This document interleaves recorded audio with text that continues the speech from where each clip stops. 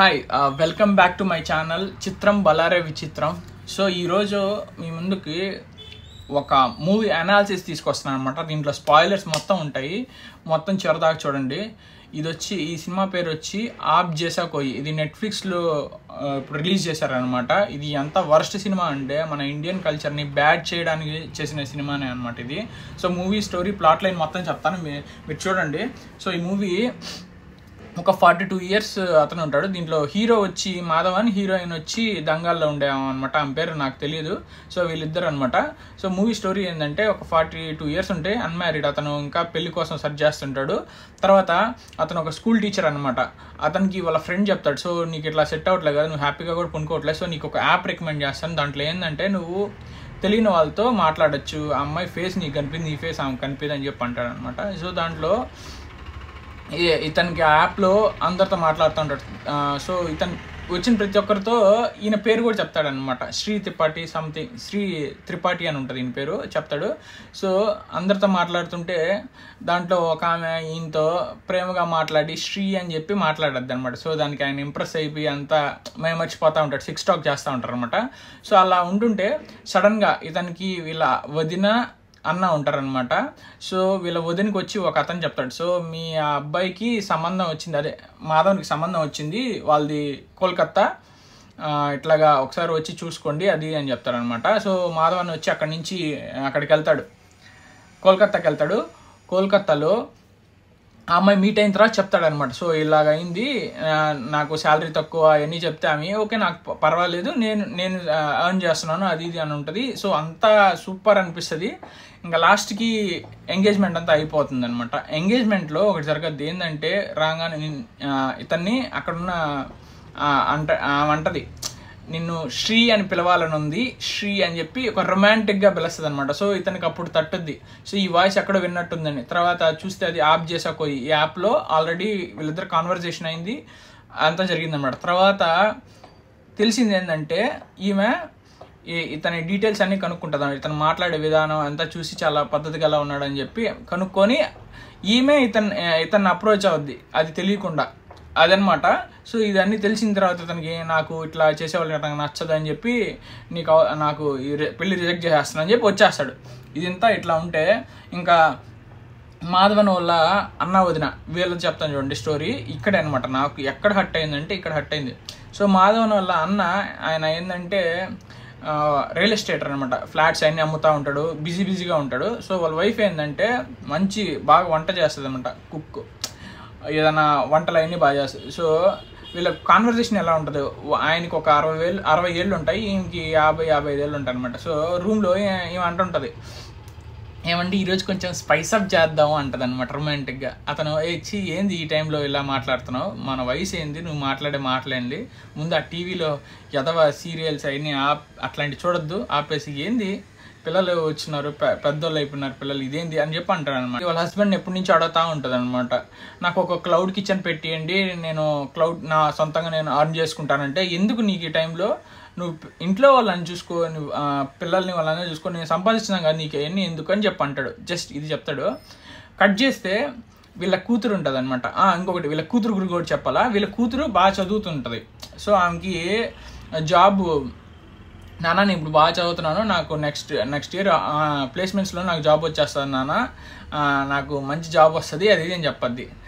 అంతా కరెక్టేనమ్మా, అది okay, but ఏంటంటే నువ్వు ఇంటి పని వంట పని కూడా నేర్చుకోవాలమ్మా, రేపు నీకు పెళ్ళైన తర్వాత మీ అత్తగారి ఇంట్లో ఉన్నప్పుడు మీ అత్తగారు వాళ్ళకి నువ్వు వంట చేయాలి కదా, సో నువ్వు ఇంటి పని వంట పని నేర్చుకో అని చెప్తాడు. అంతే, ఏం సీరియస్గా చెప్పడు, కొట్టడు, ఏం చేయడు. వీళ్ళ వైఫ్ నోడు కొట్టడు, నార్మల్గానే చెప్తాడు. దానికి ఆ అమ్మాయి కూడా ఏంది ఇట్లా చెప్తాడు, మా నాన్న వంట పని చేయమంటున్నాడు, ఇంటి పని చేయమంటున్నాడు, అతను ఏమి జాబ్ మానేసి చెయ్యి అనట్లేదు, ఇవి కూడా నేర్చుకో అని చెప్తాడు అంతే.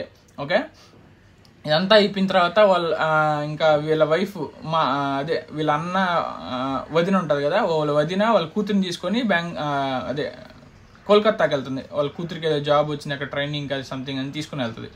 తీసుకెళ్ళిన తర్వాత వీళ్ళ అన్న ట్రై చేస్తూ ఉంటాడు 3-4 days నుంచి, కానీ కలవదు.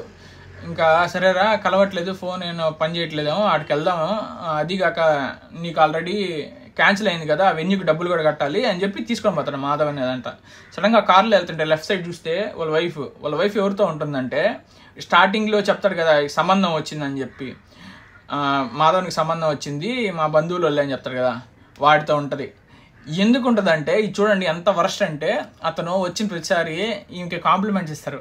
ఏమని, అబ్బా మీ వంట చాలా బాగుందండి, అవును మీరు అయినా కూడా ఫ్రీగా ఎందుకు పెడుతున్నారు, మీరు క్లౌడ్ కిచెన్ స్టార్ట్ చేయొచ్చు కదా, ఈ సొల్లంతా చెప్తుంటాడు. అందుకని ఆయనకి ఫ్లాట్ అయిపోద్ది. ఇప్పుడు ఈ హస్బెండ్ 20 సంవత్సరాల నుంచి నీ గురించి పిల్లల గురించి అంత కష్టపడి చేస్తుంటే ప్రతిరోజు నీతో ప్రేమగా మాట్లాడాలంటే అవుతుందా?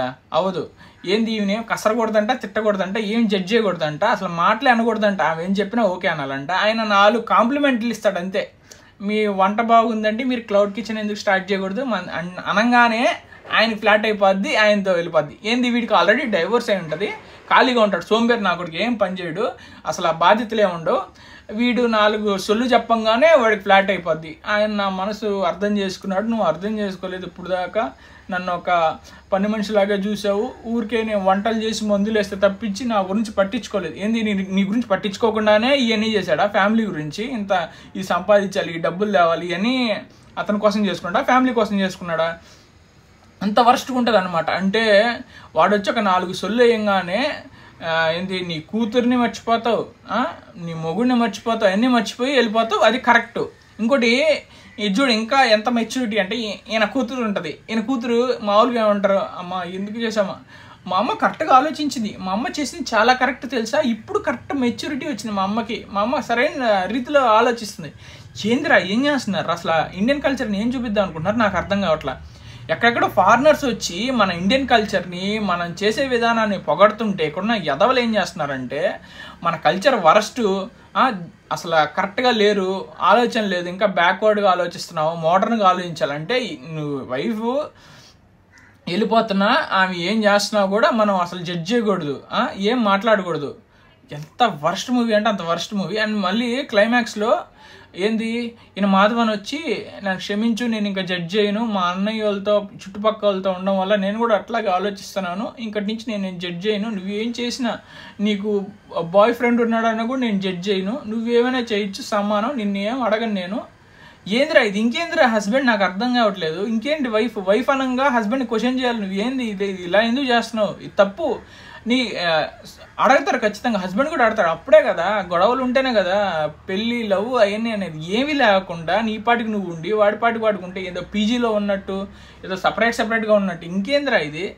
అసలు ఈ మూవీని ఫస్ట్ ఆఫ్ ఆల్ బ్యాన్ చేయాలి. ఈ డైరెక్టర్ గాడు వీడు ఎంత వర్స్ట్గా అంటే, నేను ఇంతకుముందు ఇంకో సినిమా కూడా తీసినాడు, నాకు తెలియదు ఆ మూవీ తీసాడని, బట్ ఈ మూవీ చూసిన తర్వాత నాకు తెలిసి ఆ మూవీ కూడా వీడియో తీసి ఉంటాడు అనుకున్నా. మీనాక్షి సుందరేషన్ అని, అది కూడా నెట్ఫ్లిక్స్లో రిలీజ్ అయింది.